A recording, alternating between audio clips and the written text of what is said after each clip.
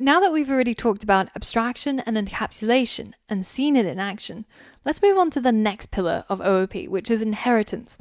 And inheritance, when we're talking about it in programming, refers to when a class is able to inherit properties and methods from their parents. So you, for example, might have inherited your eye color from your parents, or you might have inherited certain behaviors. Like you are a neat freak and you really, really need to keep everything super tidy. You might have gotten that from your mom or your dad. Similarly, our classes can inherit from a superclass or a parent class, and it can inherit properties as well as methods. And this is important because when we're abstracting our program and we're creating lots of different modules, lots of different components that all take care of a specific task, it's likely that we will have some duplication in their functionality.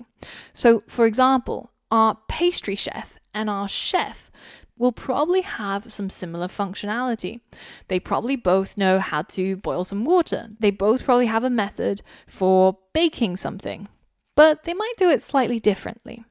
So in order to prevent having to rewrite lots of code when we're abstracting into lots of different classes and separate modules, this is why inheritance is really key when you're creating objects. To demo this, I'm going to go into an empty dartpad and I'm going to create a new class. Let's say that I create a car class, and my car class is going to have some properties. Every car probably starts out with a number of seats property, right? And we're going to set it to 5 as the default. Every car I build is going to start out with 5 seats. Seems pretty standard. And then every car is also going to have a drive method, because otherwise, why have a car if it doesn't? And when you call the drive method, it simply just turns the wheels. So I'm going to create a print statement that says the wheels turn. And now when I create my car object from my car class, so let's create a new car. Let's call it my normal car, because a little bit later on, we're going to obviously make this a lot more souped up. So my normal car is just going to be created from the box standard car class. So when I print my normal car dot number of seats, for example, then you can see that I get 5. And when I say my normal car dot drive, then it will try and perform the drive functionality and the wheels start turning. That's all pretty standard, and we're familiar with how classes and objects work in this way now. But what if I wanted to create a different type of car? What if I wanted to create an electric car? Well, an electric car is kind of similar to a car, right? It probably also has 5 seats and it probably can drive as well, but it might have some other functionality. Let's go ahead and create a new class. And this class is going to be our electric car. But I don't really want to have to type out all of this again. It's just the same as a normal car. But I want to focus my time on explaining how it's different from a normal car. So how can I inherit all of the things I get in car? Well, in Dart, the keyword is extends. So my electric car is going to extend my car class. And what this means is that my electric car by default is going to have everything that a car has. So I could go ahead and create a new electric car. Let's call it my Tesla. And let's create it as a new electric car. And now I can straight up just say my Tesla dot drive. And you'll see that it'll make the wheels turn. Let's go ahead and comment out the previous ones that we had related to our car, so we're not getting confused in the console.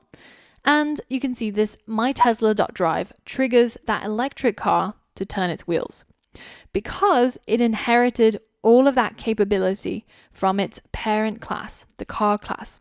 And it also has a starting default number of seats.